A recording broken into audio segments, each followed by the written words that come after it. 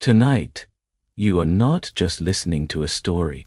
You are stepping out of your world, leaving the noise of the modern century behind, and walking into the damp, misty morning of April 1846. Can you feel it? The weight of the world you knew is dissolving, replaced by the scent of rain-soaked wood and the distant, rhythmic lowing of oxen. You are at the edge of the Oregon Trail, and for the next 2 hours your only job is to follow the horizon until the world goes quiet. Independence, Missouri, is a city of ghosts and gamblers. You stand in the center of it, but the chaos around you feels like a dream. Every hammer strike against a wagon wheel sounds like a heartbeat, slow, steady, and inevitable. You aren't rushing. You can't. On this trail, time is measured not by clocks, but by the slow rotation of wooden spokes in the mud. Look down at your hands. They are steady. Feel the cool air of a vanishing spring filling your lungs, carrying the smell of wood smoke and old leather. This is the last time you will ever be the person you were yesterday. From this moment on, you belong to the road, to the wind, and to the deep, heavy silence of the plains that is already waiting to claim your thoughts. The mud of independence is thick and clinching, a final, cold embrace from the east before it lets you go. You watch a blacksmith in the distance, his silhouette blurred by the morning fog, hammering a final bolt into a wagon frame. Klang, klang, .ek, klang, .dedis, teheloni, untinasing finance. It is a hypnotic rhythm, a metronome for the migration. Everyone here is a stranger, yet you all share the same golden-tinted dream, a whisper of a valley called Willamette, that promises a peace you've never known. You feel a strange lightness in your chest, a dizzying sense of freedom that feels remarkably like the beginning of a long, deep sleep. You take one last look at the brick buildings and the paved streets. They look like toys now, fragile and small against the scale of what lies ahead. The sun is a pale silver coin behind the clouds, casting no shadows, only a soft, diffused light that makes the world feel borderless. You lean against your wagon, your new home, your wooden fortress, and you feel the grain of the hickory wood under your palm. It is solid, it is real, and it is ready.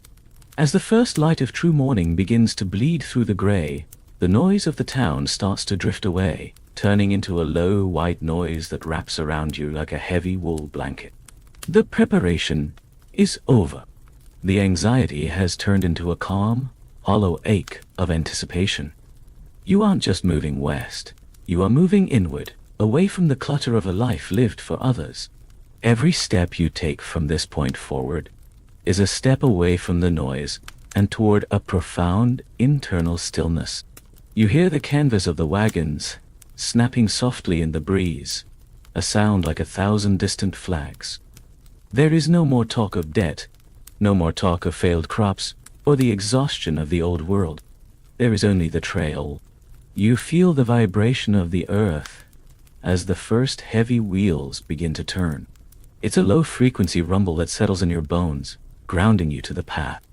The air is thinning, becoming purer, stripped of the soot of the city, and as the first wagon at the very front of the line begins to move, making a sound like a heavy door opening on rusty hinges, you realize that the silence of the wilderness is already calling your name. It is a patient silence, thousands of years old, and it has been waiting for you to arrive. You turn your back on the world you knew, and you look toward the west, where the clouds are painted in the soft, muted colors of a dream you are finally ready to inhabit. The horizon is no longer a line. It is an invitation to let go of everything but your own breath. Before the first mile is even crossed, you realize that the trail doesn't just lead to Oregon. It leads to a stillness you have been searching for your entire life. You are walking now, and with every step, the world becomes a little simpler, a little softer, and infinitely more quiet. The journey has begun, and the only destination that matters is the peace you find in the rhythm of the walk. The morning air in Independence is a thick, swirling tapestry of anticipation and wood smoke, a restless energy that feels like a physical weight against your skin. You are standing in the heart of the great outfitting, a massive slow-motion mechanical dance of survival. Everywhere you look, there are stacks of white oak barrels, mountains of cured side bacon, and the golden dusty glow of 100-pound sacks of flour. This is the marketplace of dreams, where every transaction is a gamble against the unknown. You walk through the stalls, and the sound of the town is a low, rolling thunder, the rhythmic clatter of crates, the sharp ring of the cooper's hammer, and the melodic, drifting chatter of 1,000 families all preparing to disappear. There is no urgency in your step, only a deep, focused observation of the world you are about to trade for the wilderness. You run your hand over a bolt of heavy canvas, feeling the coarse, oily texture of the waterproofing. It smells of linseed oil and old traditions. This fabric will be your sky for the next 6 months. It will be the only thing standing between your family and the torrential rains of the Platte or the searing sun of the high desert. You watch a group of men arguing over the price of a plow, their voices muted by the distance, sounding like the gentle hum of bees in a summer orchard. You realize that everyone here is buying a version of a future they haven't seen yet. They are buying hope by the bushel and courage by the gallon. It is a quiet, beautiful madness. The sunlight filters through the dust, kicked up by the wagons, creating long cathedral-like beams of light that make the mundane act of packing feel like a sacred ritual. You find yourself drifting toward the edge of the market, where the smell of roasting coffee beans drifts through the air, warm and grounding. It is a scent that reminds you of kitchen tables and stable lives, a scent that acts as an anchor in this sea of transition. You sit on an upturned crate, watching a young girl clutching a small wooden doll, her eyes wide with the spectacle of it all. There is a profound softness in this moment, a pause in the breath of history. You aren't thinking about the miles yet. You are only thinking about the weight of the coffee tin in your hand, and the way the mud is starting to dry into a pale crust on your boots. The world is vibrant, textured, and incredibly slow. As the afternoon shadows begin to stretch across the muddy streets, a sense of deep relaxation washes over you. The frantic pace of the morning has settled into a comfortable, domestic rhythm. You see families sitting on the tongues of their wagons, sharing a final meal of fresh bread and butter, their faces lit by the soft orange glow of the descending sun. There is no talk of the dangers today. There is only the quiet counting of supplies and the low hum of hummingbirds in the nearby brush. You feel a connection to these strangers, a silent pact written in the dust. You are all part of the same breath, the same collective heartbeat of a people about to step into the void. The tension in your shoulders begins to dissolve, replaced by a heavy, peaceful surrender to the journey. You watch the horizon, where the green of the Missouri woods meets the pale blue of the afternoon sky. It looks like a painting, still and eternal. The sounds of the blacksmith's forge begin to fade, replaced by the evening song of the crickets. The transition from town to trail is not a sudden break, but a slow fading of one reality into another. You realize that you have already left. Your mind is already miles down the road, scouting for grass and water, while your body remains in the soft fading light of the marketplace. The dreams you brought with you are no longer abstract. They have taken the shape of iron tires and hickory spokes. They have become as real as the cool breeze that is now beginning to stir the hair on your neck. The air turns cooler as the sun dips below the rooflines, and the golden haze of the dust settles back into the earth. You stand up, feeling the strength in your legs and the clarity in your mind. The market is closing, the deals are done, and the wagons are heavy with the sustenance of life. There is a profound sense of readiness in the air, a collective intake of breath before the long exhale of the march. You walk back toward your own camp, the sound of your boots on the damp earth, a steady, comforting pulse. You are not afraid of what is missing, because you have realized that everything you truly need is already within you, or packed tightly within the wooden walls of your wagon. Every item you've chosen, Every pound of salt and every spare axle is a testament to your will to endure. But more than the supplies, it is this feeling of calm, this quiet acceptance of the unknown that will carry you through. The town of Independence is beginning to glow with the first lamps of evening, looking like a cluster of fallen stars in the valley. You look at it one last time, not with longing, but with a gentle gratitude for the shelter it provided. The dreams are packed. The oxen are resting. The world is turning toward the west, and you are turning with it, moving with the slow, inevitable grace of a river finding its path. As you reach your wagon, the scent of the canvas and the dry hay surrounds you. Like a familiar room, the noise of the world has dropped away, leaving only the sound of your own steady breathing and the distant, soft clink of a bell on a lead ox dirt. You are safe in this moment of preparation. You are whole. The horizon is waiting. But for now, there is only the cool, violet twilight and the deep, restorative silence of, a dream about to begin. The path is clear, and the rhythm of the trail is already calling you home to a place you have never been. Your wagon is no longer just a vehicle. It is a wooden fortress, a floating island of your past life designed to carry you into the future. You stand beside it, running your hand along the heavy hickory sideboards, feeling the cool, smooth grain of the wood that has been seasoned to withstand the shrinking heat of the desert and the swelling damp of the river crossings. It is a Conestoga, or perhaps a smaller, sturdier prairie schooner, built with a curved floor like a boat, so that your precious cargo doesn't shift and shatter when you descend the steep, rocky inclines of the mountains. To the world, it is a box on wheels. But to you, as you stand in the quiet shadows of its white canvas arches, it feels like the safest place on earth. The smell inside is a rich, comforting symphony of cedar shavings, dried herbs, and the faint, sweet scent of the beeswax you use to waterproof the seams. You begin the slow, methodical process of organizing your world within these 4 wooden walls. There is a deep, primal satisfaction in the way the heavy flour barrels fit snugly against the rear axle, providing a low center of gravity. You tuck the sacks of cornmeal and dried beans into the crevices, creating a soft bedding for the iron Dutch oven and the heavy cast iron skillets. Every inch of space is a puzzle piece. You hang a lantern from the center ridge pole, and for a moment you imagine it flickering at night, casting a warm, protective glow over your family as the wolves howl in the distance.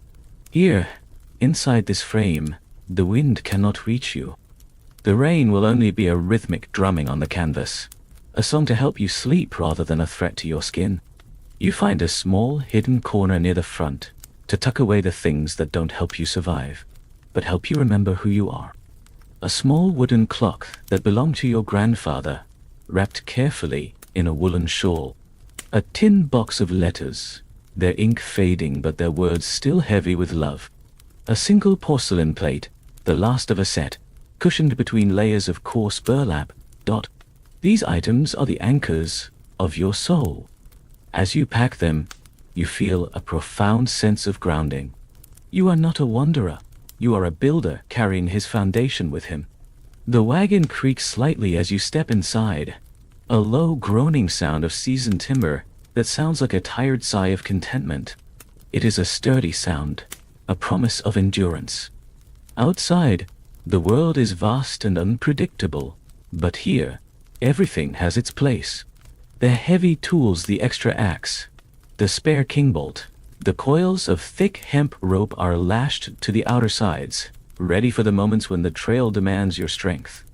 You check the wheels one last time, kneeling in the dirt to trace the line of the iron tires. They are tight and true, cold to the touch and smelling of the forge. You feel a sense of immense gratitude for the craftsmen who built this vessel. They gave you more than a wagon. They gave you a sanctuary. You lean your head against the rear wheel, closing your eyes, and listen to the silence of the camp. The chaos of Independence feels miles away now, You are enclosed in your own private universe of wood and cloth. The light filters through the double-thick canvas, turning the interior into a soft amber cathedral. It is a gentle diffused light that blurs the sharp edges of your anxiety.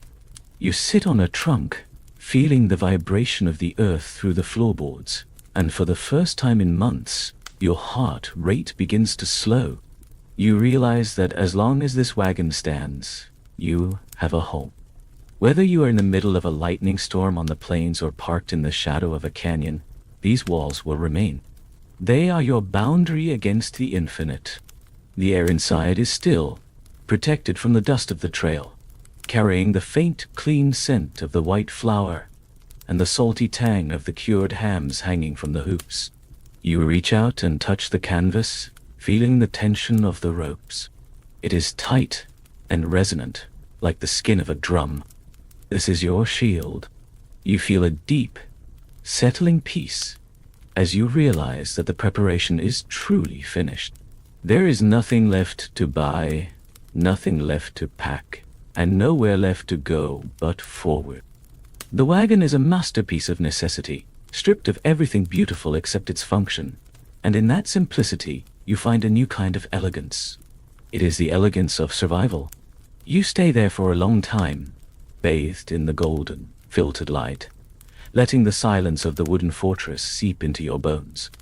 The sun begins to dip lower, and the shadows of the wagon hoops stretch across the floor like the ribs of a great protective beast. You are safe. You are prepared. The journey ahead is long, but your house is ready to move with you, one slow, deliberate revolution of the wheel at a time. You take a final breath of the cedar-scented air and step back out into the cooling evening, feeling the quiet strength that you didn't have this morning. The wagon stands behind you, a silent sentinel, a promise kept in wood and iron. You are ready for the trail, because you are carrying your peace with you. The heavy, rhythmic breathing of the oxen fills the morning air, a sound so deep and steady it feels like the very pulse of the earth. These are your silent partners, the great, gentle giants that will pull your entire life across the continent. One slow and deliberate step at a time, you stand beside the lead pair, feeling the immense heat radiating from their massive bodies in the cool dawn air. Their coats are thick and coarse, smelling of dry hay, sweet grain, and the honest musk of labor. You reach out a hand, resting it on the broad, powerful neck of the ox you've named Barnaby. Underneath the fur, you feel the ripple of sheer, unyielding muscle. There is no aggression in these animals, only a profound, ancient patience that hums through their skin and into your palm. They do not hurry, for they know the road is long, and they do not complain, for their strength is as vast as the plains ahead. The wooden yoke rests heavily across their shoulders, a masterpiece of functional carving that has been smoothed by the friction of 1,000 miles. You check the leather traces and the iron pins, hearing the soft musical clink of the chains as the oxen shift their weight. This is the sound of the journey's engine, not the roar of a machine, but the creak of wood against hide and the low-frequency thud of cloven hooves on the softening earth. You watch their large, dark eyes, reflecting the pale morning sky. There is a wisdom there, a calm acceptance of the burden they carry for you. They ask for nothing but a bit of grass, a drink of cool water, and a steady hand on the lead. As you stand in their shadow, you feel a sense of immense grounding. Your own anxiety, your own frantic human worries, seem small and fleeting compared to the monumental stillness of these creatures. The world is waking up around you, but here, in the space between the wagon tongue and the team, time seems to have slowed to a crawl. You find yourself matching your own breathing to the deep, abdominal sighs of the oxen. Each exhale from their large nostrils sends a plume of white mist into the air, a fleeting ghost of energy. You realize that your survival is now inextricably linked to theirs. Their health is your health. Their endurance is your future. You take a soft brush and run it along Barnaby's flank, clearing away the dust of the holding pen. The repetitive motion is hypnotic reach, stroke, release. Reach, stroke, release. It is a meditation in motion, a way to quiet the mind before the day's march begins. The world of independence, with its shouting merchants and clanging forges, feels like a fading memory. Here, there is only the animal, the wood, and the weight. You look down the line of the caravan and see dozens of other teams, hundreds of oxen all standing in the same stoic formation. It is a forest of horns and a sea of swaying heads. The sheer scale of the power gathered here is breathtaking, yet it is a quiet power. There is no barking or frantic movement, just the collective patience of 1,000 tons of muscle waiting for the signal to pull. You feel a deep, settling safety in this. You are not just a lone traveler. You are part of a massive, slow-moving herd, protected by the sheer inertia of the group. The ground beneath your boots feels more solid, more certain, when you are standing next to these titans. They are the anchors that hold you to the trail, the reliable force that ensures that even on the hardest days, you will move forward, even if only by inches. As you prepare to give the first command, you pause to appreciate the simplicity of this bond. There are no complicated gears to break, no engines to fail. There's only the long, leather whip, which you use more as a guide than a sting, and the sound of your own voice. You speak to them in low, murmuring tones, calling their names like old friends. They flick their ears at the sound, acknowledging your presence in the quiet language of the trail. The scent of the damp earth under their hooves begins to rise as the sun warms the ground, a raw, primal smell that speaks of growth and movement. You feel a surge of quiet confidence. With these giants leading the way, the 3,000 miles ahead don't seem like an impossibility. They seem like a series of steady, rhythmic steps. The transition from rest to motion is a slow, majestic process. You feel the tension take up in the chains, the wagon groaning as the wheels break. Their bond with the Missouri mud. The oxen lean into the yoke, their heads low, their shoulders bunching with an effortless display of power. And then, you are moving. The pace is perfect for thought slower than a walk. A gentle, swaying gait that allows you to notice every blade of grass and every change in the wind. You walk beside them, your hand occasionally brushing against the rough hide, feeling the heat of their life force. The journey isn't a race. It's a long, deep breath. You are safe in the rhythm of the team. You are whole in the company of these silent, faithful companions. The road is opening up, and the giants are leading you home, one heartbeat at a time. The transition begins not with a shout, but with a collective, rhythmic sigh of wood and iron. As the last glimpses of independence fade behind a swell of rising ground, you feel the physical world shifting its shape. The dense, familiar clusters of oak and hickory trees that have always defined your horizon begin to thin, their branches reaching out like fraying lace against a sky that is suddenly shockingly vast. You are leaving the canopy of the east. The air loses its humid weight, becoming thin, sharp, and flavored with the scent of crushed sage and curing grass. It is a clean smell, a scent that belongs to no man and no country. You feel the boundaries of your old life dissolving with every revolution of the heavy wagon wheels.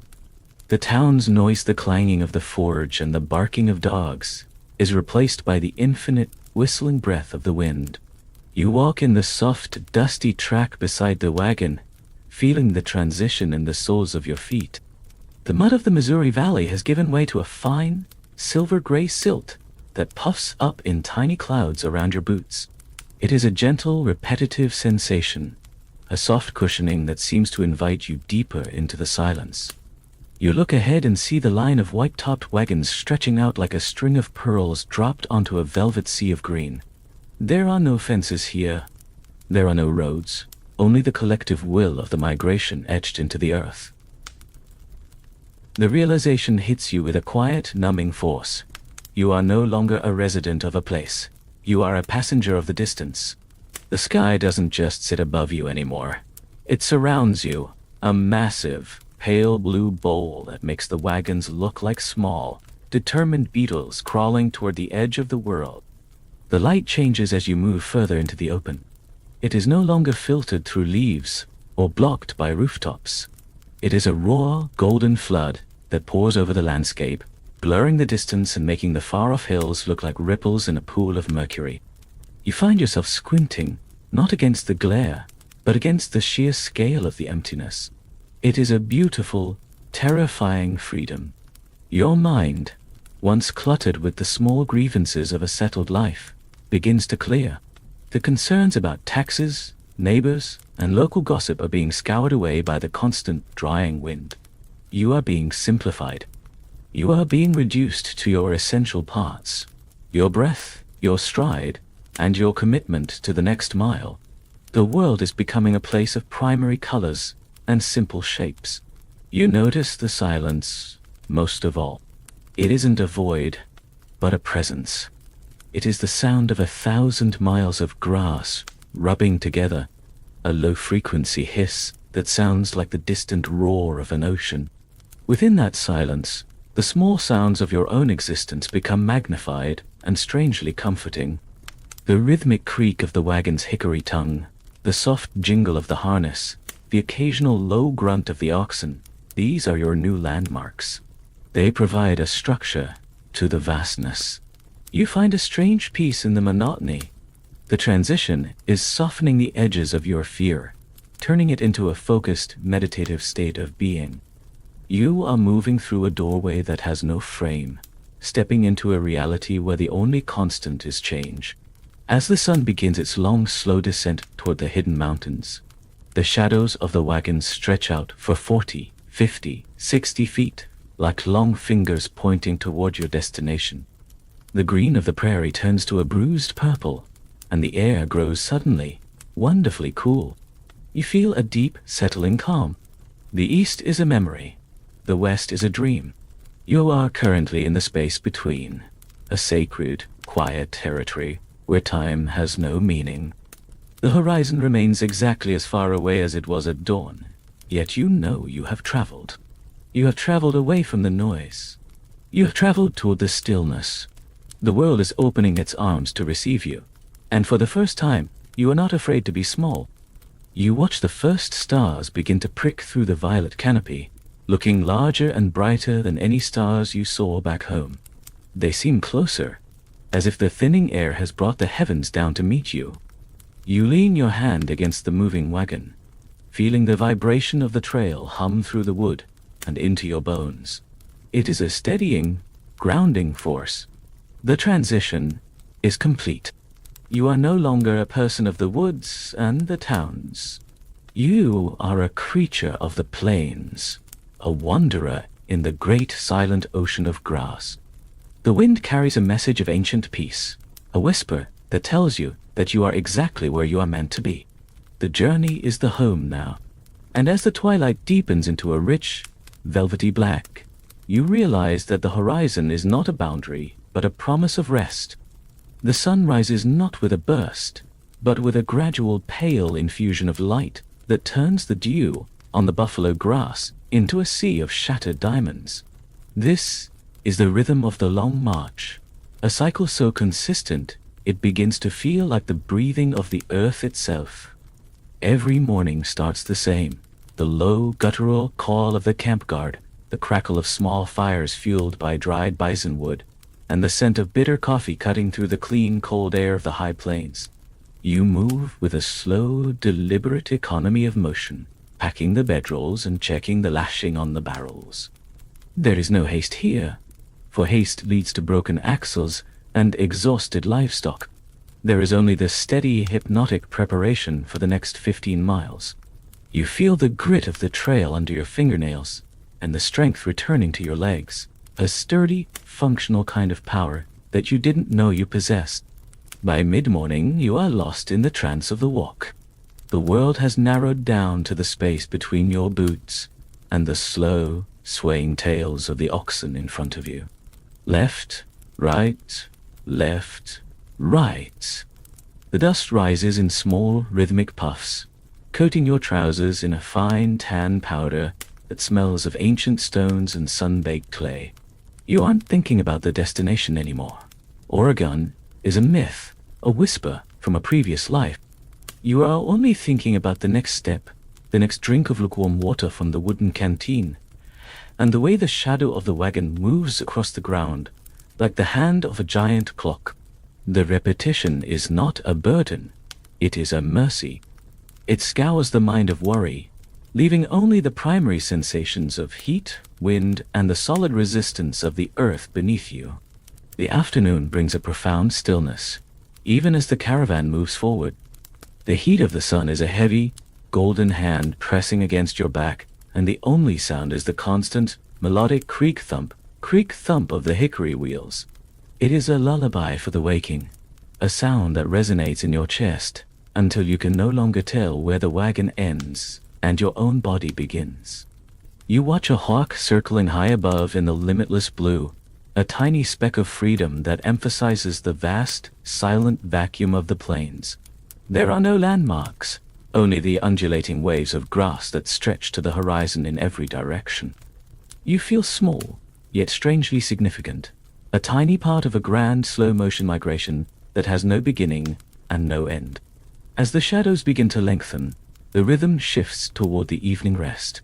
The pace of the oxen slows even further, their heavy heads drooping with a dignified exhaustion. You find a spot near a shallow creek, the water clear and cold over smooth pebbles. The loop of the day is closing. You unyoke the team, feeling the heat lift from their necks, and lead them to the water. The sound of them drinking a deep, rhythmic splashing is one of the most peaceful sounds you have ever heard. You sit on a rock, letting your feet rest in the cool current, and watch the sky turn from a pale sapphire to a bruised, dusty violet. The exhaustion in your bones is a clean, honest weight, a physical manifestation of the miles you have conquered. The evening meal is simple: hardtack, salt pork, and perhaps a few dried apples, but in the silence of the prairie, it tastes like a banquet. You eat slowly, savoring the warmth of the fire and the quiet murmurs of the other travelers. There is no talk of the future, only the quiet counting of the day's progress. You realize that this simplicity is what you were seeking all along, a life stripped of the unnecessary, where a dry blanket and a starlit sky are the greatest luxuries imaginable. The routine has become your sanctuary. The walk has become your meditation. You are no longer fighting the trail. You are flowing with it, a single drop of water in a river of wood and canvas heading into the sunset. The transition to sleep is seamless. You lay out your bedroll under the wagon, the heavy oak floorboards acting as a low ceiling that smells of flour and dried sage. The wind whispers through the spokes of the wheels, a soft, whistling flute that tells stories of the miles yet to come.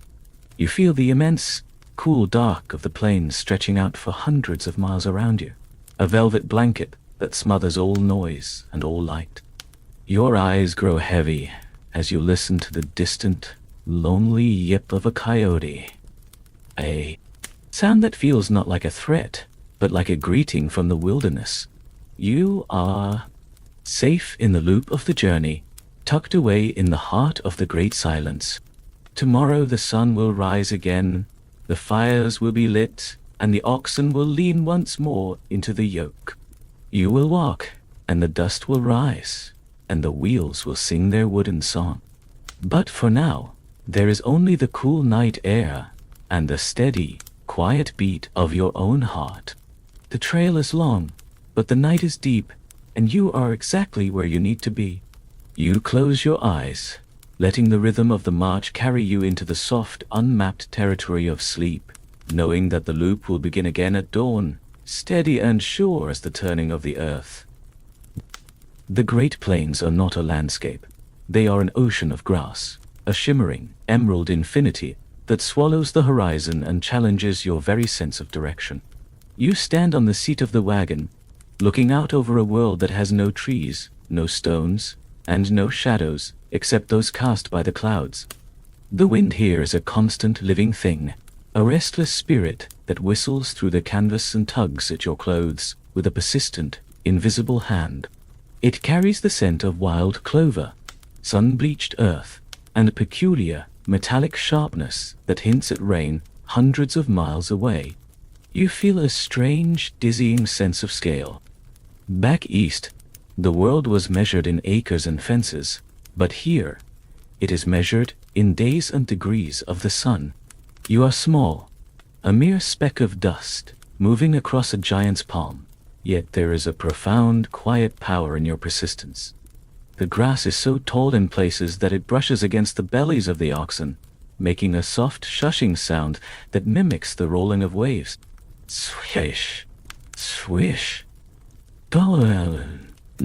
swish, and condensely. It is a hypnotic rhythm that sinks into your bones, lulling your mind into a state of deep, meditative calm. You watch the seed heads dancing in the breeze, a billion tiny metronomes ticking away the seconds of the afternoon. There is no road here, only the twin ribbons of crushed earth left by the wagons that went before you, two dark lines of history cutting through the green.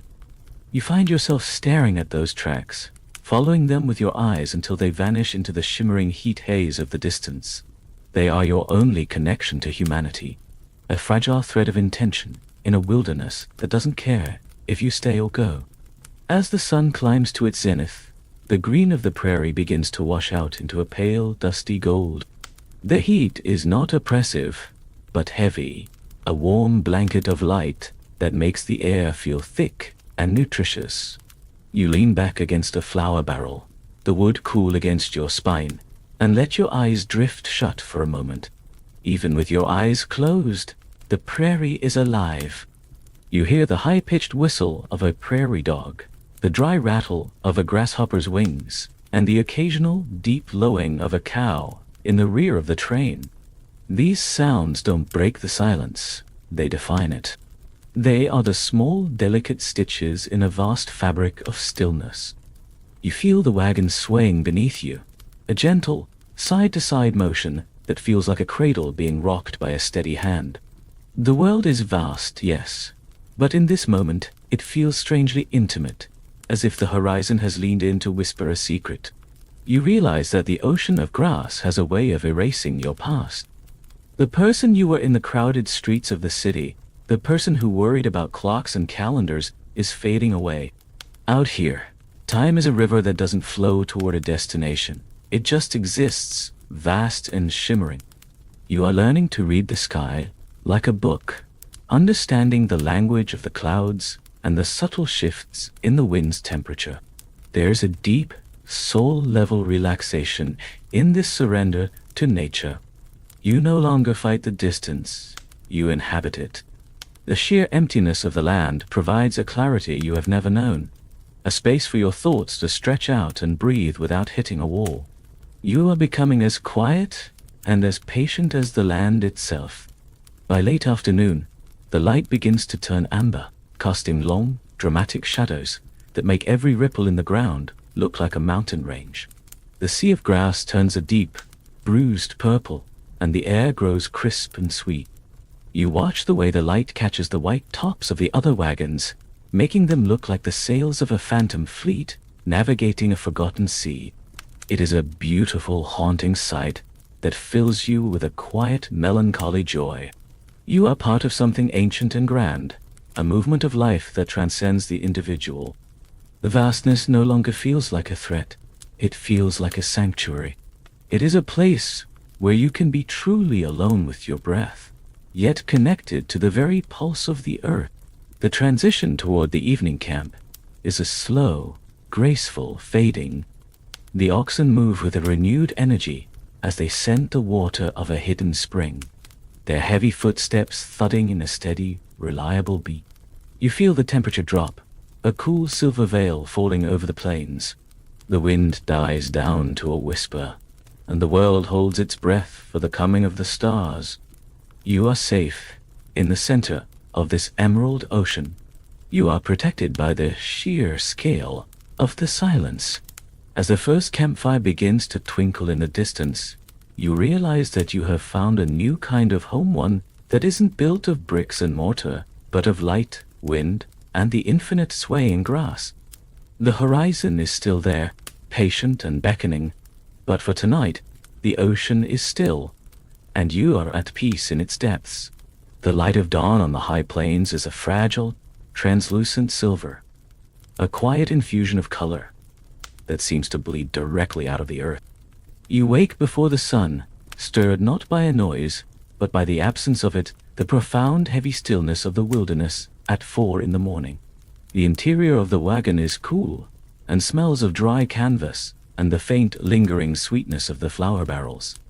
You lie there for a moment, listening to the rhythmic, deep-chested breathing of your family, a sound that is more grounding than any anchor. This is the heartbeat of your world, tucked safely within these wooden walls. Outside, the world is a vast, unmapped shadow, but here, under the quilted smells of home, you are at the center of everything that matters. You slide out from the wagon, your boots meeting the damp, cold grass with a soft thud. The air is sharp and tastes of frost and ancient dust, a bracing tonic that clears the last remnants of sleep from your mind. The routine begins with the fire.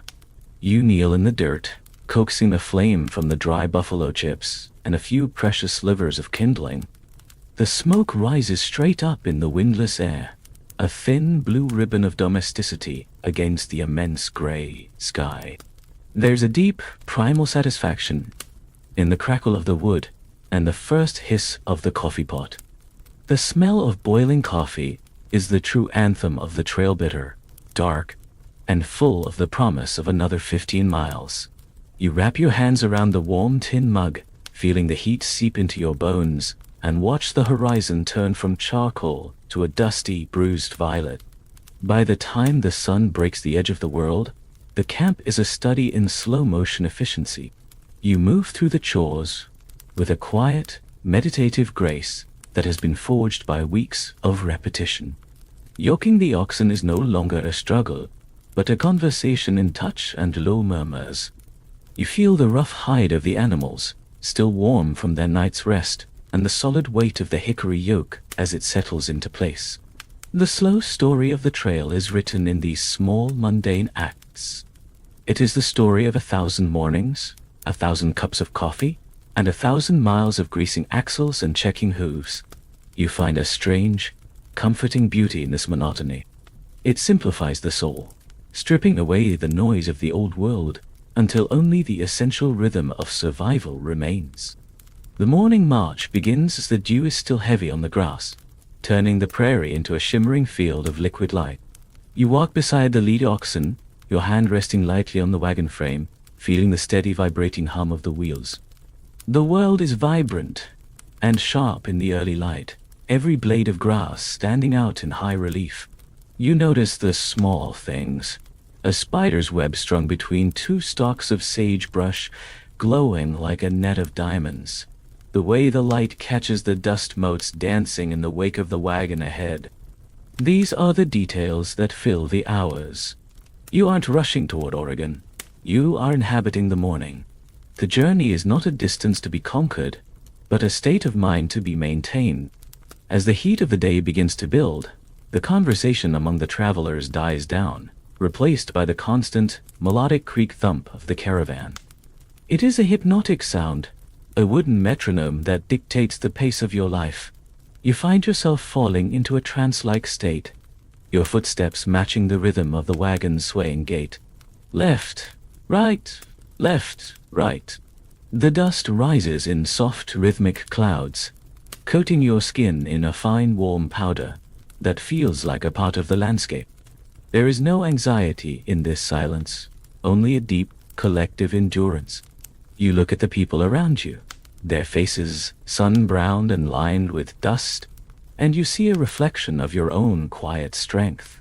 You are all moving together, a single, slow-moving organism navigating the vastness of the continent.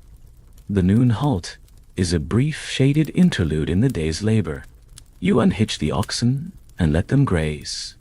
The sound of their rhythmic cropping of the grass, a peaceful, domestic noise in the middle of the emptiness. You eat a simple meal of cold biscuits and dried beef, sitting in the narrow slice of shade provided by the wagon. The world seems to hold its breath in the midday heat, the only movement being the shimmering waves of air rising from the ground. You lean your head against the iron tire of the wheel, feeling its solid, unyielding heat, and for a few minutes you let the silence of the plains wash over you. It is a deep, restorative pause, a moment to gather your spirit before the afternoon's long, slow pull. The routine has become your sanctuary. It protects you from the overwhelming scale of the journey by breaking it down into manageable pieces: the fire, the team, the walk, the rest. You realize that you are no longer the person who left Missouri. That person was frantic and full of questions. This person is quiet, patient, and grounded in the reality of the next step. Gone. The trail is teaching you the value of the slow story, the power of the repeated act. As you stand up to hitch the team once more, you feel a profound sense of peace. The horizon hasn't moved, and the mountains are still weeks away, but you have mastered the art of the morning. You are safe in the rhythm of the march, and for now, that is enough. The sun is high, the road is open, and the slow, beautiful story of the day continues, one revolution of the wheel at a time. Fort Laramie appears on the horizon not as a city, but as a low, sun-bleached vision of adobe and timber, a solitary island of civilization anchored in a sea of unchecked wilderness. As the wagons draw closer, the dry heat of the high plains seems to soften, replaced by the sheer psychological relief of seeing walls that do not move. You stand by your lead ox, your boots caked in the dust of 300 miles, and feel a profound shifting in your spirit. For weeks, your world has been defined by the infinite and the unstable. Now, there is the square certainty of the fort, the smell of seasoned wood, and the distant melodic ring of a professional blacksmith's anvil. It is a sanctuary of the mundane, a place where the crushing weight of the horizon is briefly held at bay by the works of man. You lead your team through the massive timber gates, and the sound of the world changes instantly.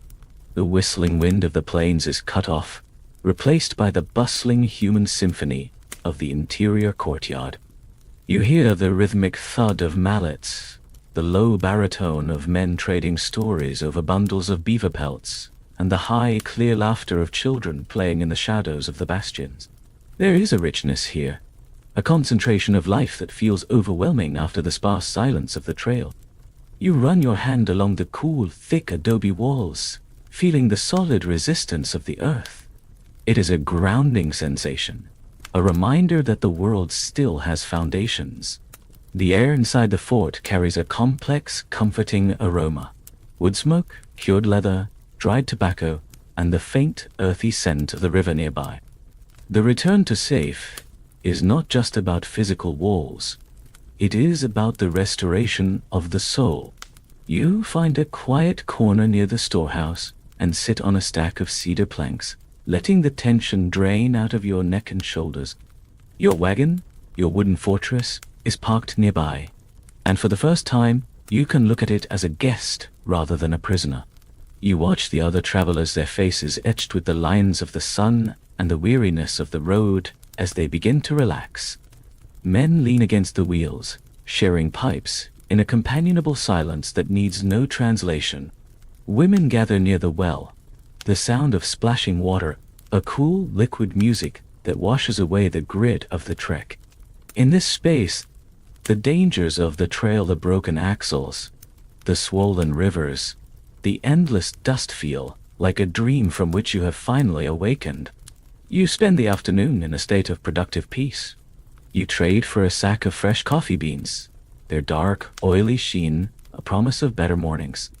You watch the blacksmith work, the orange glow of the forge reflecting in his soot-stained face as he repairs a broken iron tire. The clang, clang, clang of his hammer is a steady, reassuring pulse, a testament to human ingenuity and the will to keep moving. You realize that Fort Laramie is a bridge between the life you left behind and and the life you are trying to build. It is a place to mend what is broken, both in your wagon and in your heart. You feel a renewed sense of strength, a quiet confidence that the miles ahead are manageable as long as there are places like this to catch your breath. As the sun begins to set, the fort takes on a golden, ethereal glow.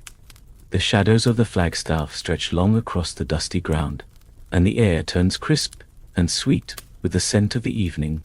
You sit by a small fire near the north wall, watching the first stars appear above the jagged silhouette of the mountains to the west.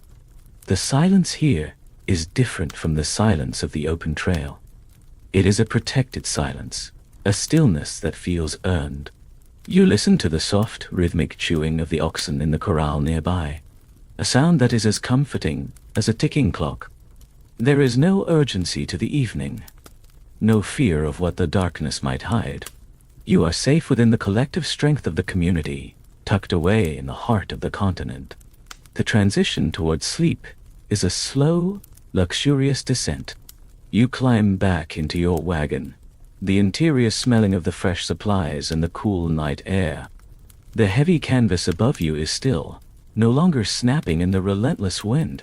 You lie down on your bedroll, feeling the solid earth beneath the wheels, and let out a long, shuddering breath of gratitude. You have reached a milestone. You have proven that you can endure. The slow story of your journey has found a temporary resting place, a comma in the long sentence of the migration. You feel the deep, restorative power of the fort's embrace, a sanctuary that allows you to dream without looking over your shoulder. The night deepens, and the sounds of the fort fade into a low, domestic hum. The occasional call of a sentry, or the distant bark of a dog, only serves to emphasize the peace of the interior. You are not just a traveler anymore. You are a survivor who has found a moment of grace. The horizon will be there tomorrow, and the mountains will demand your strength. But for tonight, there is only the cool adobe, the scent of cedar, and the deep, dreamless sleep of the truly safe. You close your eyes, letting the heartbeat of Fort Laramie carry you into the stillness, knowing that you are whole, you are prepared, and you are exactly where you are meant to be. Leaving the adobe walls of the fort behind, the horizon is no longer a flat line of grass. It has begun to ripple and fold into the jagged, purple majesty of the high desert and the looming shadows of the Black Hills. You stand in the center of a landscape that feels ancient and indifferent, a place where the sun carves deep, dramatic shadows into the red earth and the wind carries the dry, resinous scent of sagebrush and stunted pine. The air is thinner here, sharper, and so clear that distant peaks look as though you could reach out and touch their granite skin. You feel a profound sense of immersion as the world grows more vertical, more complex, and infinitely more silent. The rhythmic creak-thump of the wagon wheels takes on a deeper resonance against the hard-packed soil, sounding like a steady, wooden heartbeat echoing through the canyons. You find yourself walking in the long, cool shadow of a towering rock formation, its surface streaked with layers of orange, ochre, and deep crimson. It is a monument of time, a silent witness to 1,000 years of wind and rain. You reach out and press your palm against the stone, feeling its rough, sun-warmed texture. The rock is solid and unyielding, a stark contrast to the shifting, swaying life of the wagon. In this moment, the scale of the continent settles into your bones. You are not just crossing a distance, you are navigating the skeletal remains of the earth itself. The sky above is a fierce, brilliant turquoise, so vast that it seems to pull the breath right out of your lungs. You feel small, but there is a strange comfort in that smallness, a realization that the land is so much larger than your fears. The afternoon light filters through the scattered juniper trees, casting a dappled, shifting pattern across the white canvas of the wagons. You watch the way the light catches the dust motes, turning the air into a shimmering, golden haze. The silence of the high country is thick and heavy, broken only by the occasional, lonely cry of a red-tailed hawk, or the dry rustle of a lizard darting through the brush. These sounds do not disrupt the stillness. They emphasize it, like small ripples on a deep, dark lake. You find your mind wandering into a state of quiet wonder, mesmerized by the stark beauty of the desolation. There is a purity to this place, a sense that the world has been stripped down to its most essential elements of stone, light, and sky. As the sun begins to dip behind the serrated edges of the mountains, the temperature drops with a sudden, refreshing crispness. The inner stage of the journey deepens as the colors of the desert intensify, the red rocks turning to a deep, bruised magenta, and the shadows stretching out like long, cool fingers of velvet. You feel the vibration of the team's heavy footsteps humming through the ground, a steady, reliable pulse that anchors you to the trail. The exhaustion of the day is a quiet, humming weight in your limbs, a physical echo of the miles you have climbed. You are no longer watching the landscape. You are becoming a part of it, your own rhythms syncing with the slow geological pace of the mountains. You find a sheltered hollow for the night's camp, nestled between two low ridges that smell of dry earth and ancient cedar. The fires tonight are small and focused, their orange flames dancing against the darkening sky. You sit by your wagon, leaning your back against the sturdy hickory wheel, and watch the first stars begin to spark in the thin, cold air. They look closer here, more brilliant and crystalline than they ever did on the plains. You feel a deep, settling peace as the silence of the mountains wraps around the camp like a heavy wool blanket. There is no wind in this hollow, only the soft, rhythmic sound of the oxen chewing their cud and the faint, musical clink of a chain. The transition toward rest is a slow, atmospheric descent. You climb into the wagon, the interior feeling more like a sanctuary than ever before. The scent of the sagebrush you brushed against during the day clings to your clothes, a sharp and clean reminder of the high country. You lie down on your bedroll, looking up at the curved ribs of the wagon hoops, and feel the immense protective presence of the hills around you. You are tucked into the folds of the earth, hidden away from the vastness of the world. The mountains are not obstacles. They are guardians, holding the silence for you while you sleep. The night is deep and motionless, a sea of indigo and silver that stretches out toward the invisible peaks. You feel the steady, quiet beat of your own heart, a small, persistent rhythm in the middle of the eternal stone. You are safe in the immersion of the wilderness, grounded by the weight of the mountains and the clarity of the air. The trail will continue tomorrow, rising higher into the thin, cold light of the pass. But for now, there is only the cool scent of cedar and the profound, restorative stillness of the high desert. You close your eyes, letting the spirit of the mountains carry you into a deep and dreamless sleep, knowing that you are exactly where the earth intended you to be. The high country of the Wyoming territory is a place of grand, sweeping vistas. But tonight, the vastness of the world is shrunk down to the small, flickering circle of a single campfire and the eccentric presence of Pickles the goat. Pickles was never meant to be a pioneer. She was a last-minute addition in Independence, a scrawny, defiant creature with horizontal pupils that seem to see into other dimensions and a digestive system that regards your spare canvas and leather harness as gourmet delicacies. You sit on a smooth riverstone, watching her tethered to the wagon wheel. She is currently occupied with trying to untie the hemp rope with her teeth, a look of intense, diabolical concentration on her face. There is something deeply grounding about her stubbornness. Amidst the epic struggle of a continent-spanning migration, Pickles remains entirely concerned with the immediate acquisition of your leftover hardtack. You lean back, feeling the warmth of the fire on your shins and the sharp, cold bite of the mountain air on your cheeks. The sound of the wind through the stunted pines is a low-frequency hum, a lonely sound that usually makes the heart feel heavy. But tonight, it is interrupted by the rhythmic, mechanical crunch-crunch-crunch of the goat chewing on a stolen tuft of prairie grass.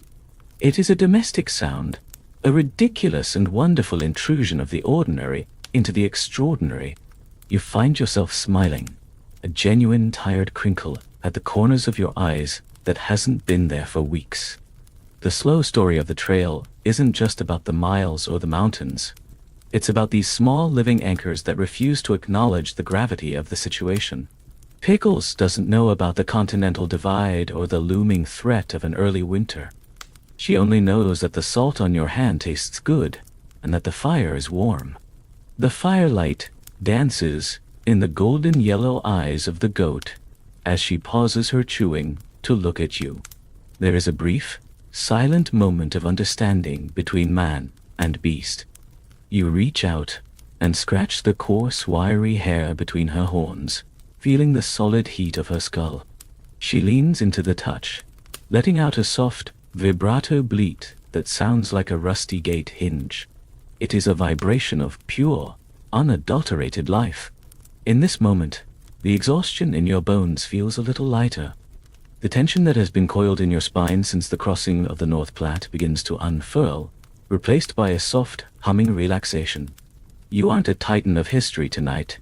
You are just a person sharing a quiet evening with a goat who has more personality than most of the people you knew back in Missouri. The other travelers in the camp are also softening. You hear the low, melodic murmur of voices from the next wagon, the sound of a harmonica playing a tune that is half lullaby and half hymn. The music drifts through the thin air, thin and silver, weaving between the wagons like a thread of silk. It's a slow, mournful melody that speaks of home, but Pickles doesn't care for nostalgia. She finds a loose thread on your wool blanket and begins to tug, her tail wagging in a quick, rhythmic blur. You gently shoo her away, the interaction a playful dance that reminds you that you are still capable of joy. The trail can take your strength, it can take your boots, and it can take your patience. But it hasn't taken your ability to find the humor in a goat who thinks she's the captain of the caravan. As the moon rises over the jagged peaks, turning the sagebrush into a sea of frosted silver, the camp falls into a deep, respectful silence. The return to safe is found here in the companionship of the living. You unroll your bedding under the stars, the cold air smelling of pine resin and wood smoke. Pickles settles down near the wagon wheel, tucking her legs beneath her and letting out a long contented sigh that ends in a soft huff of breath. You watch the rhythmic rise and fall of her sides, a steady metronome of life in the middle of the wilderness. The silence of the desert is no longer empty. It is filled with the presence of this small breathing creature who has walked every mile you have walked, unfazed and unbothered. The transition towards sleep is a slow, drifting sensation, colored by the absurd peace of the evening.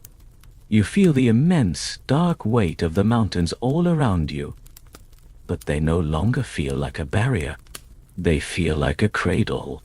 The stars above are so bright, they seem to hum, a celestial choir that is perfectly complemented by the occasional, soft clop of a goat's hoof against the wagon tongue. You close your eyes, letting the image of the defiant, chewing goat be the last thing you see in your mind's eye.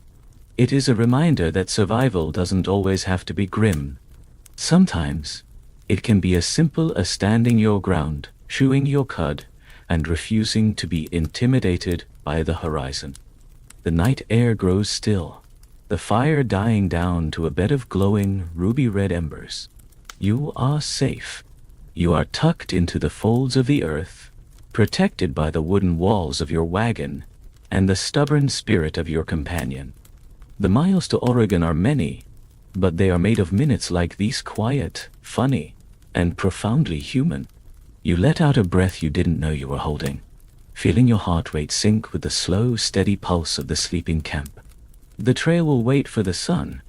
For now, there is only the cold starlight, the smell of the pines, and the deep, restorative sleep of the traveler who has found a reason to smile in the dark. The Snake River is not a body of water. It is a living, breathing force of nature that carves its way through the volcanic rock of the high desert like a jagged silver blade. You stand on the basalt cliffs, looking down at the churning, white-capped currents that swirl and roar with an intimidating, low-frequency vibration.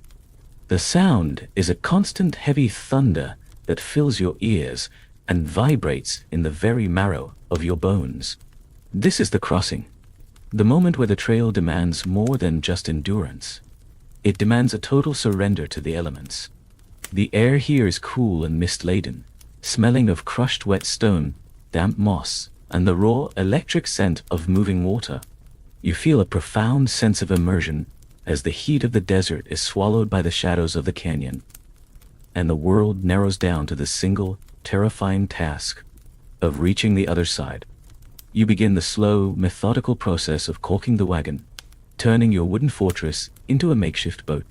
You melt tubs of tallow and tar, the pungent, smoky aroma mixing with the fresh spray of the river.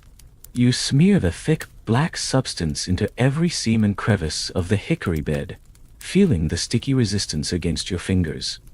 There is a deep, focused calm in this preparation. You aren't thinking about the 3,000 miles anymore. You are only thinking about the integrity of a single wooden board. You check the ropes, the heavy hemp fibers rough and cold against your palms, and you look at your oxen. Their large dark eyes reflect the rushing water, their nostrils flaring as they scent the power of the current. They trust you, and in their steady rhythmic breathing, you find the strength to trust the river. The descent into the water is a slow-motion plunge into a different reality. You feel the moment the front wheels lose contact with the solid earth, the wagon tilting and swaying as it begins to float. The creak-thump of the trail is replaced by the eerie, hollow slush thrum of water against wood. The river is a cold, powerful hand, pushing against the side of the wagon, trying to sweep your entire life toward the distant falls. You stand at the lead pair of oxen, the water rising past your knees, then your waist, until you are chest-deep in the icy, surging current. Cold is a shock that strips away everything but the immediate present. You feel the nausea, immense, pulling weight of the river, the hidden rocks slippery beneath your boots, and the desperate, straining muscles of the team as they fight for footing. In the middle of the channel, time seems to stop.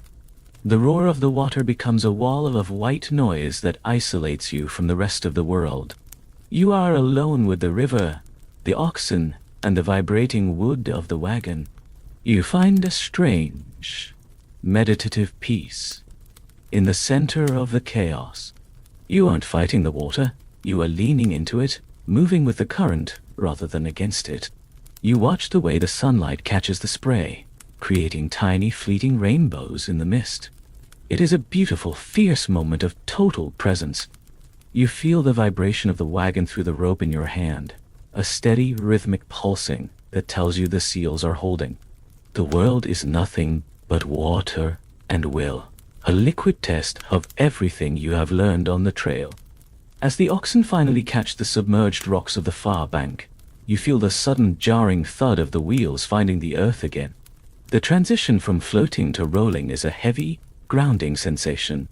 The wagon groans as it climbs out of the river, water cascading off the canvas in a shimmering silver curtain. You stand on the muddy shore, gasping for air, the adrenaline slowly draining away to leave a deep, hollow exhaustion. You look back at the river, which continues its indifferent roaring journey, as if you were never there. You have crossed. You have survived. The safe returns as you unyoke the dripping team, their coats steaming in the afternoon sun. You feel a profound sense of relief, a lightness in your chest that makes the air taste sweeter than it ever has before. The evening camp is set on a high, grassy bench, overlooking the canyon. The sound of the river is still there, but now it is a distant, soothing lullaby rather than a threat. You sit by a small fire, the warmth of the flames slowly thawing your frozen limbs. The scent of drying wool and wood smoke surrounds you, a comforting blanket of domesticity. You watch the sun set behind the jagged rim of the canyon, turning the Snake River into a ribbon of liquid gold. The danger has passed, leaving behind a clarity and a strength that you didn't know you possessed. You realize that you are no longer afraid of the obstacles. You are the person who crosses them. The transition toward rest is a slow, drifting descent into the deep silence of the desert night. You climb into the wagon, the interior smelling of damp canvas and the fresh, clean scent of the river. You lie down on your bedroll, listening to the rhythmic, distant roar of the water and the soft, steady breathing of your family. You are tucked away in the heart of the wilderness, protected by the very walls that just carried you across the deep. The night is cold and still, the stars reflecting in the quiet pools along the shore. You close your eyes, letting the memory of the water carry you into a deep and restorative sleep, knowing that the river is behind you and the trail ahead is yours to claim. The campfire has burned down to a collection of glowing ruby embers, casting a soft rhythmic pulse of light against the side of the wagon. You sit on a folded wool blanket, the cold air of the high desert pressing against your back while the heat of the coals lingers on your face. In your lap lies a small, battered tin box, and inside, a single sheet of paper and a stub of lead pencil. The silence of the camp is absolute, a heavy velvet curtain that has fallen over the day's exhaustion. You aren't writing to report the miles or the landmarks. You are writing to tether yourself to a world that feels increasingly like a dream. The scent of the night is a mixture of cooling sage, dry dust, and the faint metallic tang of the pencil lead. You feel a profound sense of emotional immersion, a quiet ache in your chest that is both heavy and strangely light. You begin to write, the movement of the pencil making a soft, rhythmic scratching sound that feels loud in the stillness. "Okay, I'm still here." You start, and the words feel like a prayer. You find yourself describing things you never thought would matter. The specific shade of gold the prairie turns just before the sun vanishes, the way the coffee tastes of wood smoke and grit, and the incredible, steadfast patience of the oxen. You aren't writing about the hardships, you are writing about the survival of the soul. You describe the sound of your own breathing in the middle of the vast, starlit emptiness. The slow story of your life is being rewritten by the trail, stripped of the clutter of the old world, until only the most essential truths remain. You realize that the person reading this letter, the person you left behind, is a stranger to the person you are becoming. The light of the embers reflects in the small glass inkwell you've balanced on a stone. You watch the flickering orange glow, mesmerized by its steady, hypnotic dance. The tension in your neck and shoulders begins to dissolve, replaced by a deep, pensive relaxation. You find a strange comfort in the act of remembering. You think of the garden you left in Missouri, the way the damp earth felt between your fingers, and the sound of the wind in the apple trees. These memories aren't ghosts. They are the fuel for your journey. You write about the people you've met on the trail, the strangers who have become family through the shared language of the long march. You realize that you are part of a massive, slow-moving heart, beating in unison across the continent. As you finish the letter, you feel a deep, settling peace. The words have acted as a bridge, connecting the silence of the wilderness to the noise of your past. You fold the paper carefully, the crisp sound of the crease a satisfying domestic noise in the dark. You tuck the letter back into the tin box, feeling the solid, cool weight of it in your hands. This is your anchor. This is your proof that you still exist. The return to safe is found here, in the quiet sanctuary of your own thoughts. You lean your head back against the hickory wagon wheel, looking up at the sky. The stars are so thick, they look like a dusting of flour across a dark tabletop, silent and eternal. You feel small, but you no longer feel lost. The transition toward the night's rest is a slow, drifting sensation. You climb back into the wagon, the interior smelling of dry canvas and the comforting scent of your family's sleep. You lie down on your bedroll, the heavy wooden floorboards supporting you with a sturdy, unyielding strength. The letter you just wrote is tucked under your pillow, a small piece of your heart guarded by the wagon's walls, You listen to the distant, lonely call of a wolf, a sound that highlights the profound stillness of the high country. It doesn't feel like a threat. It feels like a lullaby, a reminder that the world is wide and you are tucked safely into its folds. The night air is cold and still, a silver frost beginning to form on the edges of the wagon cover. You feel the rhythm of your own heart slowing down, sensing with the deep abdominal sighs of the oxen resting nearby. You are safe. You are whole. The slow story of the day has reached its conclusion, and the only thing left to do is surrender to the dark. You aren't worried about the mountains tomorrow or the rivers the week after. You are only here, in the cool, cedar-scented dark, wrapped in the memory of the people you love and the strength of the person you have become. As you close your eyes, the image of the flickering campfire remains behind your lids, a warm, golden spark in the center of the vast indigo night.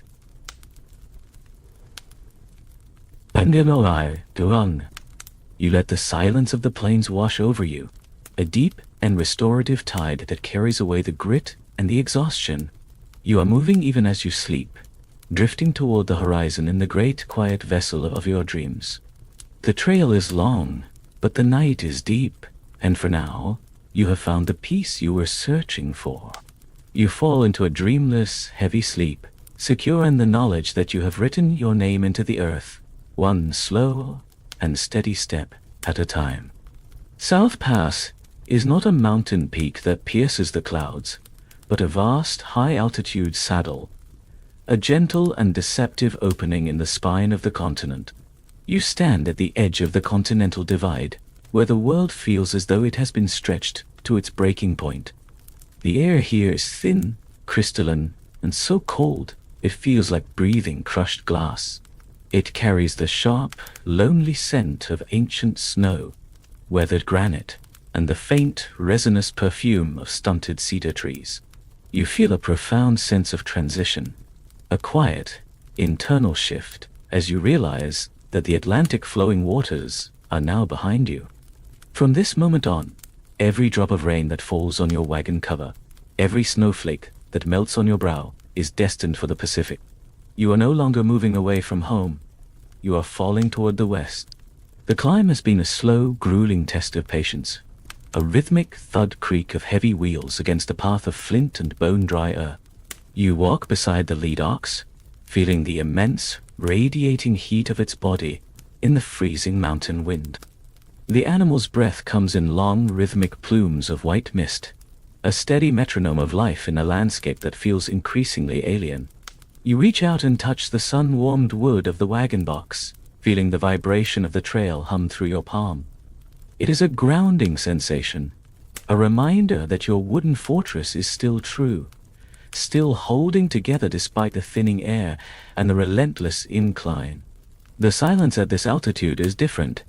It is a heavy, ringing stillness that makes the sound of your own heartbeat feel like a drum in a hollow hall. You pause at the summit, not to celebrate, but to catch the breath that the mountains have stolen from you. The light here is fierce and unfiltered, a brilliant silver flood that makes the distant peaks of the Wind River Range look like the jagged teeth of a sleeping god.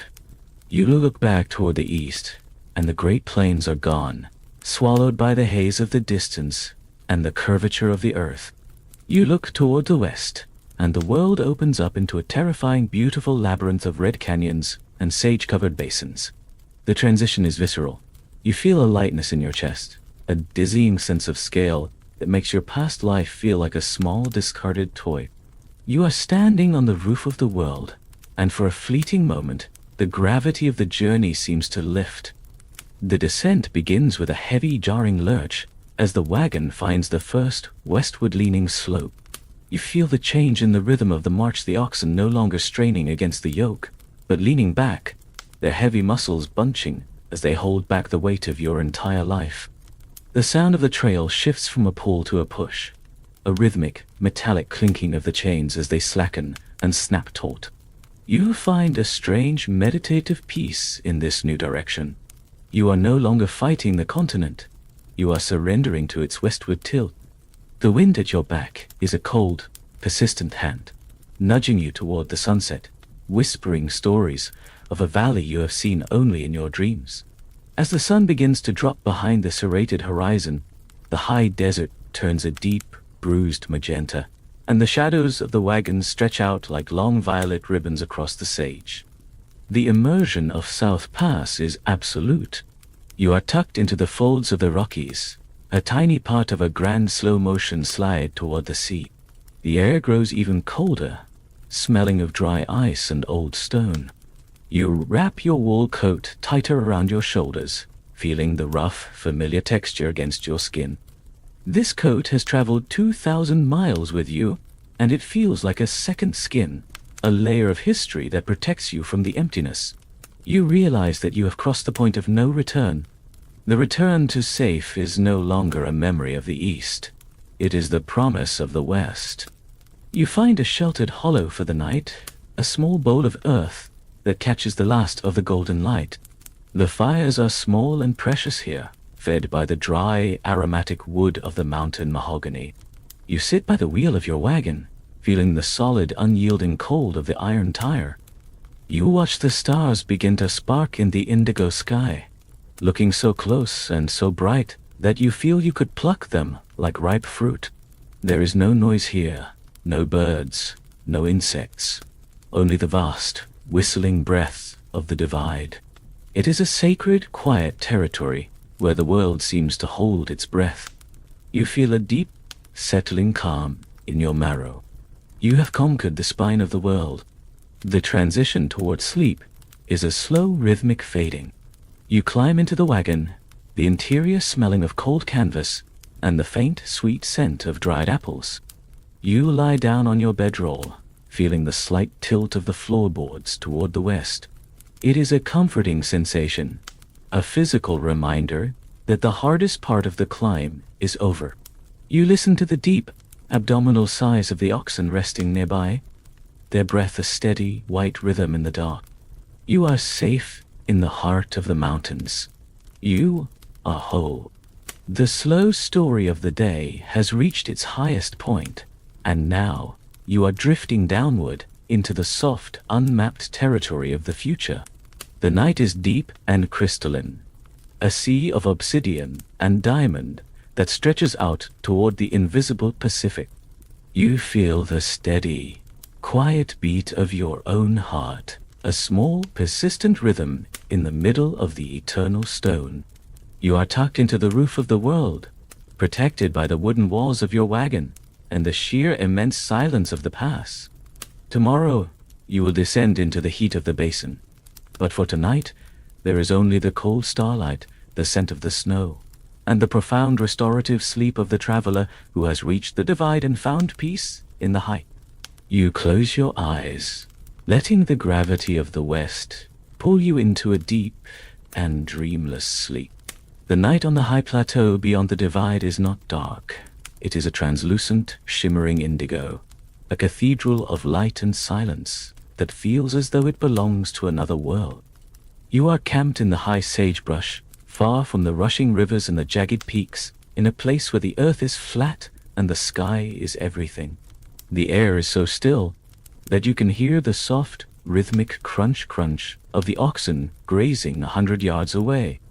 It is a dry, thin air that smells of ancient dust, cooling volcanic rock, and the sharp, clean scent of the sage. You sit on the tongue of the wagon, your feet dangling over the silvered earth, and you realize that you have forgotten how to be hurried. The return to safe is no longer about walls or forts. It is found in this absolute, motionless clarity. You are safe because there is nothing left to hide from, nothing but the infinite, sparkling depth of the heavens. You look up, and the stars are not distant points of light. They are brilliant, multicolored fires that seem to hang just above the wagon hoops. You see the dense, creamy river of the Milky Way flowing from one horizon to the other, a celestial road that mirrors the dusty trail you've walked all day. The silence is so profound that it begins to have a sound of its own, a low-frequency hum, a cosmic vibration that resonates in your chest. You find yourself breathing in sync with the desert, a slow, deep expansion of the lungs that feels like it could sustain you forever.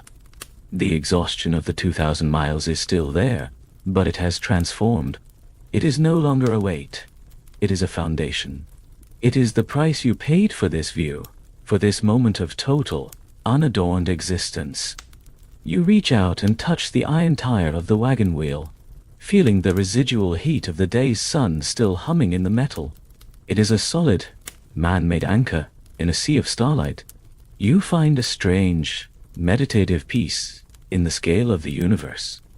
Back in the towns you felt small because of the buildings and the crowds, but here you feel small because you are part of something eternal. The immersed stage of the night is a slow dissolution of the self. Your worries about the future, your memories of the past, they all seem to evaporate in the thin, cold air. There is only the breath, the stone, and the light.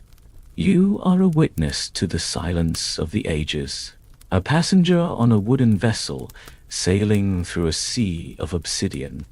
The campfire has died down to a single pulsing coal, a tiny orange eye watching the dark. You don't move to stir it. You don't want the flickering light to distract you from the silver glow of the moonrise. As the moon clears the distant rim of the basin, the sagebrush turns into a field of frosted glass, every leaf and twig etched in brilliant, metallic detail. The shadows of the wagons stretch out like long velvet fingers, pointing toward the west with a silent, ghostly insistence. You feel a deep, settling relaxation in your marrow, a sense of belonging that you never felt in the fenced-in lands of the East. You are a creature of the open now. You have been scoured clean by the wind and the sun, until only the quiet strength of the trail remains. You hear a soft, musical clink as one of the oxen shifts its weight, the sound carrying for miles in the still air. It is a domestic, comforting noise that reminds you of your responsibilities, but it doesn't break the spell. You feel a profound gratitude for these animals, for the wood of the wagon, and for the sheer, stubborn will that brought you to this high, silent place. The slow story of the journey has reached a chapter of pure reflection. You aren't thinking about Oregon tonight. You are simply being in the desert. You realize that the trail has given you a gift that no farm could ever provide, the ability to be alone with the infinite and feel entirely at home. The transition toward the night's rest is a slow, rhythmic fading of the senses. You climb into the wagon, but you leave the rear flap open just a crack, so you can see the stars from your bedroll. The interior smells of dry canvas, and the faint, sweet scent of the dried grass you use for bedding. You lie down, feeling the immense cool dark of the plateau wrapping around the wagon like a heavy wool blanket. The night is cold, but you are warm in your quilts, tucked into the heart of your wooden fortress. You listen to the silence, letting it fill your mind until there is no room for thought. The night is a sea of indigo and diamond, a vast and patient emptiness that holds you in its palm. You feel the steady, quiet beat of your own heart, a small, persistent rhythm in the middle of the eternal light. You are safe. You are whole. You are exactly where you are meant to be, suspended between the earth and the stars. Tomorrow, the sun will bring the dust and the heat, but for tonight, there is only the silver sage, the scent of the cold wind, and the deep, restorative sleep of the traveler who has found the center of the world. You close your eyes, letting the light of the Milky Way carry you into a dreamless, heavy sleep, knowing that the horizon is waiting and the stars are your guide. The air begins to change before the valley ever appears, losing its biting, desert edge and softening into a damp, fragrant velvet that clings to your skin like a cooling mist. You are standing on the final western slopes of the Cascades, and for the first time in 6 months, the scent of the world is not dust and dry sage, but the intoxicating, deep perfume of wet earth, crushed ferns, and ancient, towering fir trees. You feel a profound sense of drift, a light-headed, ethereal sensation as the wagon begins its long, final descent into the green. The creak-thump of the wheels is muffled now by a carpet of pine needles and moss, sounding like a rhythmic wooden heartbeat pulsing through the forest. Floor, dot, knee. You aren't walking anymore. You are floating through a cathedral of emerald light, where the sun filters through the massive canopy in long, dusty shafts of gold that make the air look like liquid honey. You pause at a break in the trees, and there it is, the Willamette Valley. It lies below you, not as a map, but as a shimmering, emerald dream. A vast tapestry of silver rivers, golden meadows, and dark, rolling hills that stretch out toward a horizon that finally feels like home.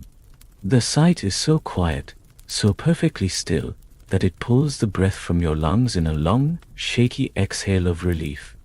You feel the transition in your very marrow. The thousands of miles of grit, the roaring rivers, and the alkaline dust are all being washed away by the sight of this green sanctuary. Your eyes, so used to the harsh, flat glare of the plains, drink in the shadows and the moisture as if they were water. You reach out and touch the bark of a giant Douglas fir, feeling the rough, life-filled texture. And you realize that you have finally arrived at the edge of your new life. The descent is a slow-motion surrender to the gravity of the West. You watch the lead oxen leaning back against the yoke, their heavy muscles bunching as they navigate the winding, leaf-strewn path. They seem to know that the journey is ending. Their large, dark eyes are calm, reflecting the deep shadows of the woods. You find a strange, meditative peace in the rhythm of the downward slope. You are no longer fighting the continent. You are being invited in. The sound of the wind through the high branches is a soft, rushing sigh, a song of welcome that vibrates in your chest. You find yourself drifting into a state of pure, unadorned observation, mesmerized by the way a single drop of dew hangs from a fern, or the way a squirrel scampers across a fallen log. The world is vibrant, detailed, and incredibly slow. As the sun begins to set behind the distant, blue-tinted coast range, the valley floor turns a deep, bruised violet, and the silver threads of the rivers catch the last of the orange light. The immersion of the valley is absolute. You are being enveloped by the moisture, the oxygen, and the sheer, overwhelming abundance of life. You feel a deep, settling relaxation in your shoulders, a release of tension that has been held for half a year. The safe has returned, but it's a different kind of safety than the fort. It's the safety of a land that wants to sustain you.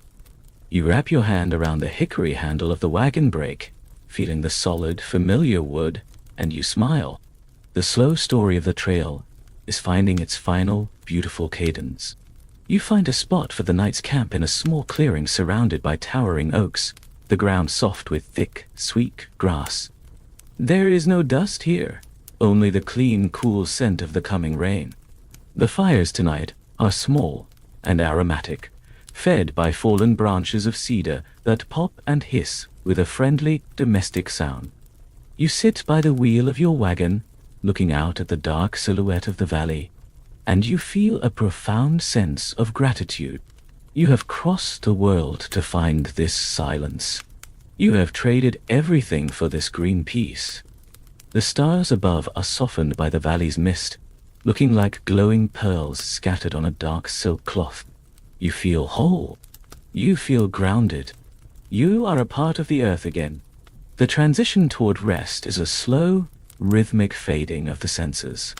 You climb into the wagon, the interior smelling of the damp forest and the fresh, cool air. You lie down on your bedroll, feeling the slight westward tilt of the wagon bed for the very last time. You listen to the sound of a distant owl and the rhythmic, soft cropping of the oxen in the grass. The night is deep and moist, a protective, emerald blanket that smothers all noise and all worry. You are safe in the heart of the Willamette.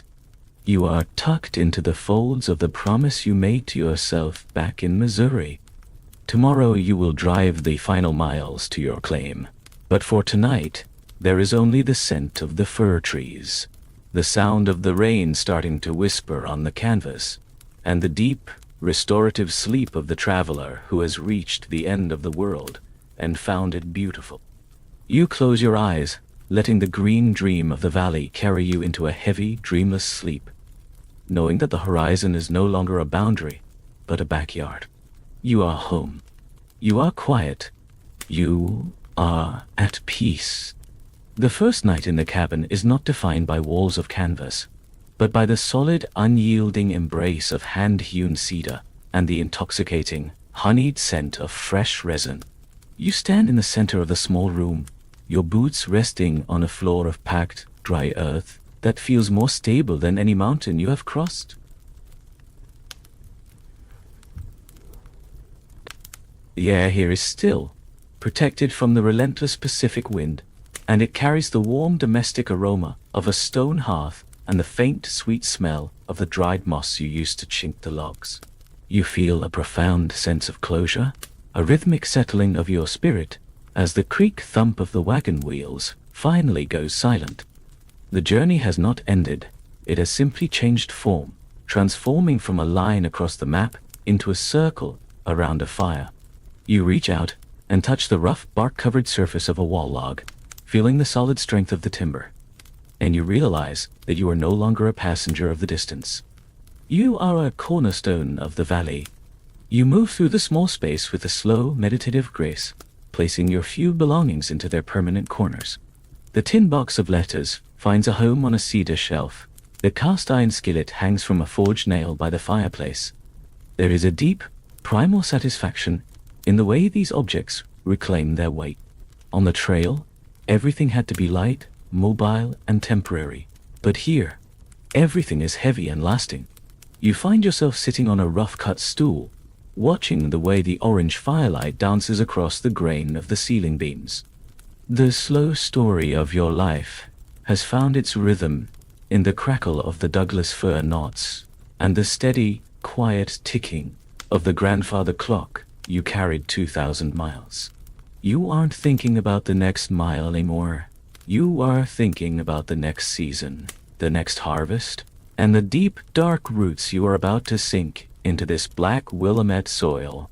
The window is a small, square portal into the indigo night, revealing a world of towering silhouettes and silver mist. You watch the rain begin to fall. A soft, rhythmic drumming on the cedar shakes of the roof that sounds like 1,000 tiny heartbeats. It is a protective, nurturing sound, a song of abundance that washes away the memory of the alkaline dust and the searing desert sun. You feel a deep, settling relaxation in your limbs, a release of the high-altitude tension that has lived in your bones since the South Pass. You are safe. You are enclosed. The return to safe is absolute, found in the 4 sturdy walls that you built with your own hands, and the grace of the forest. You find a strange, quiet joy in the lack of motion. The world is no longer rushing past you. It is standing still, waiting for you to breathe. You hear the muffled, rhythmic lowing of the oxen from the lean-to nearby, a comforting, familiar sound that bridges the gap between the trail and the farm. They are resting too, their heavy muscles finally free from the yoke, their lungs filling with the rich, moist air of the valley. You feel a deep connection to the animals, to the wood, and to the very earth beneath the floorboards. You have traded the infinite horizon for a small piece of the world, and in that trade, you have found an infinite peace. The immersion of the cabin is a slow, warm dissolution of your identity as a traveler. You are becoming a dweller of the woods, a person of the rain and the loam. The silence here is not empty. It is full of the potential of the spring and the quiet dignity of a life well earned. The transition towards sleep is a slow, luxurious descent into a bed that doesn't sway or shudder. You lie down on a mattress of fresh cedar boughs and wool, the scent of the forest rising up to meet you like a familiar embrace. The interior of the cabin is dark, save for the pulsing, ruby glow of the hearth embers, which look like the steady heartbeat of the house itself. You listen to the rain and the wind in the high firs, but they are outside now, distant and powerless against the integrity of your walls. You are tucked into the heart of the Oregon Territory, a small, warm spark in the middle of the vast green wilderness. You feel whole. You feel grounded. You are exactly where you were, always meant to arrive. The night is deep and fragrant, a sea of emerald shadows and silver mist that holds your new home in its palm. You feel the steady, quiet beat of your own heart, a small, persistent rhythm that matches the slow dripping of water from the eaves. You are safe. The slow story of the march is over, and the slow story of the home has begun. Tomorrow, you will clear the brush and turn the sod, but for tonight, there is only the warmth of the cedar, the scent of the rain, and the deep, restorative sleep of the pioneer who has reached the end of the world and found his place within it. You close your eyes, letting the solid weight of the cabin carry you into a heavy, dreamless sleep, knowing that the morning will bring no dust, only the light of the sun on your own doorstep. The final embers of the hearth have faded into a soft, pulsing orange glow, and the cabin is now a sanctuary of deep, velvet shadows, and the scent of cooling cedar. Outside, the great migration has ended, and the vast, untamed silence of the Oregon wilderness has stepped forward to take its place. You lie in the absolute stillness of your new home, listening to the rhythmic, distant sigh of the wind as it filters through the canopy of the ancient Douglas firs. It is a slow, oceanic sound, a low-frequency vibration that hums through the wooden walls and settles deep in your chest. This is the sound of the horizon finally standing still. The creak-thump of the wagon, the roar of the Snake River, and the whistling grit of the high desert have all dissolved into this single, eternal whisper of the trees. You are no longer moving. You are being held. The air in the room is cool and moist, carrying the clean, sharp perfume of damp ferns, rain-soaked moss, and the sweet, lingering resin of the timber. Every breath you take is deep and effortless, a slow expansion of the lungs that syncs with the swaying of the branches outside. You find a profound sense of drift in this darkness, a light-headed, peaceful surrender to the gravity of the valley. The thousands of miles you walked are now just a series of fading echoes, stripped of their exhaustion and transformed into a sturdy, quiet strength that lives in your marrow. You feel the weight of your body pressing into the mattress, a heavy, grounding sensation that tells you the earth beneath you is finally yours. The slow story of the trail has found its final perfect cadence in the dripping of the rain from the eaves, a rhythmic, liquid metronome that lulls your mind into a state of total, unadorned peace.